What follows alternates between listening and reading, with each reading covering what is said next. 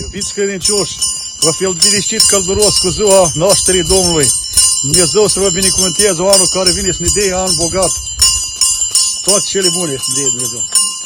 Noi e seara de Crăciun, noi e seara de Crăciun, colindăm pe cei mai buni, colindăm colindoios, colindăm colindoios, Domnului Iisus Hristos, care bine a boit, care bine a boit, și pe noi ne-a mântuit. El de-al nostru mare drag, El de-al nostru mare drag, apă ce ceresc cu prag.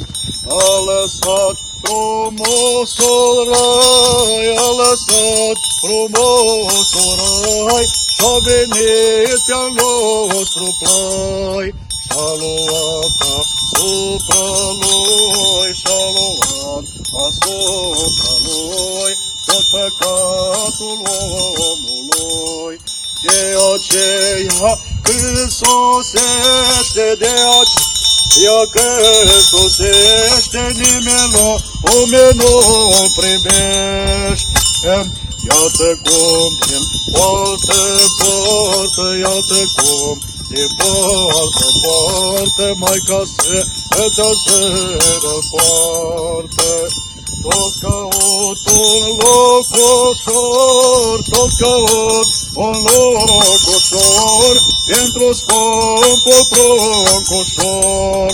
Un locușor și-un legănaș, un locușor și-un legănaș, pentru scumpul îngeraș. Vrea să-l nască în loc curat, vrea să-l nască în loc curat, că-i cerescul împărat. Și-n căldură vrea să-l culce, și-n căldură vrea să-l culce, că e fiul ei cel dulce.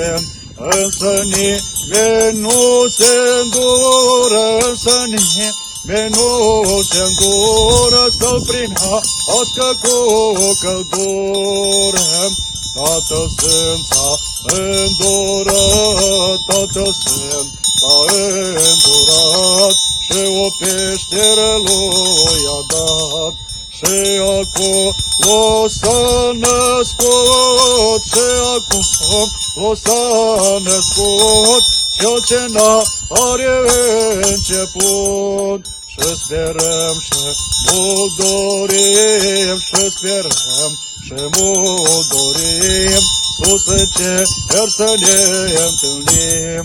Și cu dânsul ca să fim, și cu dânsul ca să fim, totdeauna în veci. Amin.